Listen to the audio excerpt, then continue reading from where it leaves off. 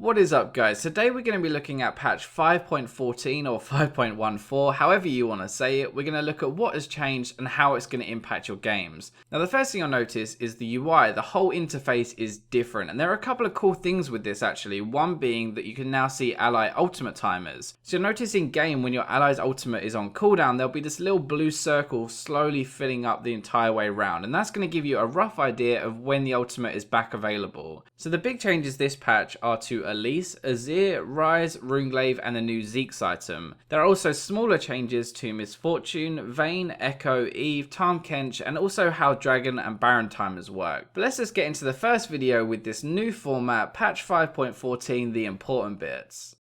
So first up on the chopping block is going to be Elise, and she's getting two changes. So one to her E, her cocoon, her stun, and the other one to her ultimate, the spiders specifically. Now the problem with Elise is people don't really know where she fits in, like they don't really know what her job is, I guess. And the way I kind of think of her is like she's kind of like Lee Sin really. She has early pressure, but she doesn't really have much of a job late game. Now one problem that Elise had before was that she had to max her E second because you needed the stun duration to increase all the time, but now that it's actually at 1.6 a rank 1, you can just leave it a rank 1 and max your W second instead. Now I don't really expect these changes to make her top tier, but I think these are actually going to make her viable again. Like she's going to have so much damage early and she can really start to snowball a game again. So the next big champion change is to Azir, and it's not actually as big a nerf as you'd probably think. So Azir's playstyle is like he pokes and then he jumps in, right? He's not a burst champion, he's this sustained damage champion with his soldiers, and then he goes in to finish them with his ultimate.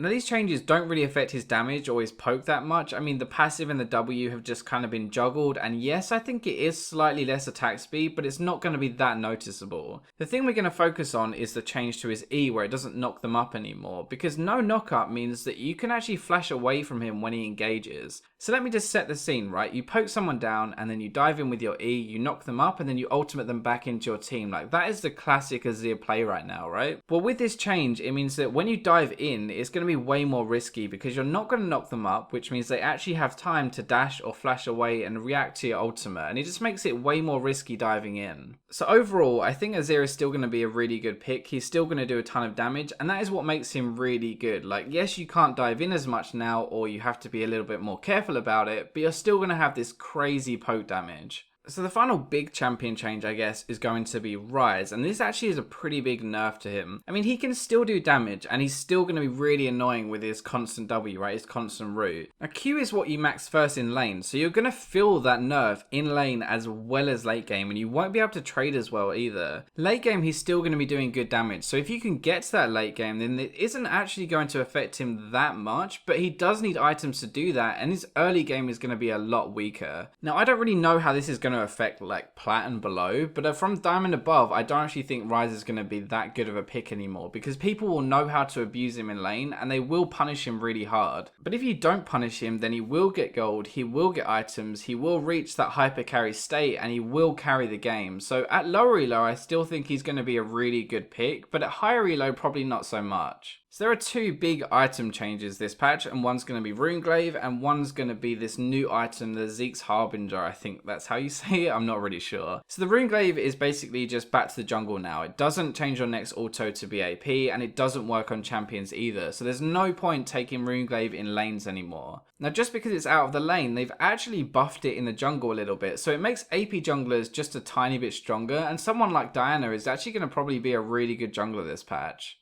So moving on to the new Zeke's, and I'm not going to go through all the stats or anything like that because you can see those on screen. I'm just going to go through the impact that it's going to have. So how this item works is you're going to bind it to someone, and yes, you can rebind it as well, but you get to 100 charges and then you consume those charges to get 50% critical strike and also 20% ability power to the person that you binded. Now, as you probably realize, 50% crit plus IE and Phantom Dancer, just two items by the way, will give you 100% crit chance for 6 seconds. So that is ridiculous. 6 whole seconds of 100% crit. So every single auto that you use in those 6 seconds is going to crit. That's just absolutely crazy. So what does it actually mean though, right? It makes hyper carries even stronger. It makes mid game better for ADs, and you can snowball pretty hard, but you can also come back in a game game using this item. Now there's two kind of things with this, okay? So the first one is that it's 2,500 gold, which is kind of a lot, and it doesn't really fit like the build path, the ability power onto everyone. Like not every champion is going to want to buy this.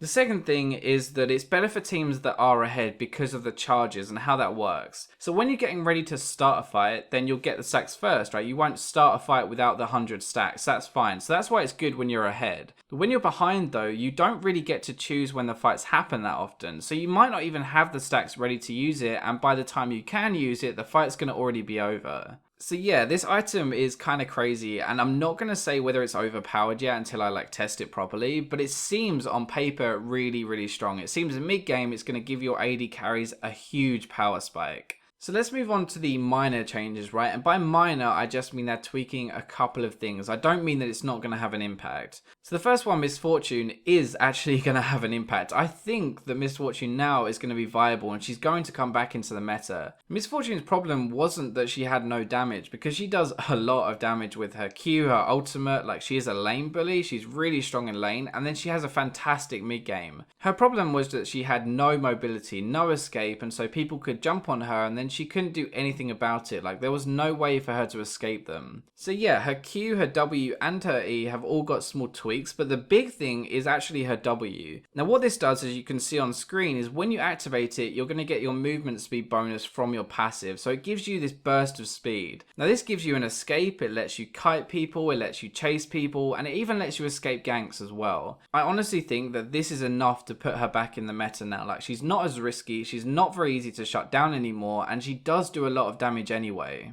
So the next little buff was to Echo, and they're reducing the mana cost on his Q, which is going to be helpful, and also the cooldown on his E at early ranks. This is not a huge change, and it's more of a placebo change, right? So it's a change that Riot is trying to introduce the champion back into the meta a little bit by giving them a small buff. Echo is already strong, he's already very good, it's just a very difficult champion to play, and hopefully these buffs are going to get people playing and trying him again. Now another minor change that might actually have a big impact is to Evelynn, and they're changing only two things, her Q and her ultimate, but they're reducing the damage on her Q and they're increasing the slow on her ultimate. Now the reason I say it could have a big impact is because it doesn't actually change what Evelynn is, and it doesn't change how well she can do it. Evelynn's stealth is a big thing. Like, she has so much map pressure because she could be right behind you and you'd never know. Yes, the damage nerf is going to hurt her a little bit, especially going to hurt her when she's trying to duel someone, and the 20 damage might not look like much, but when you're spamming that over and over, it is going to add up.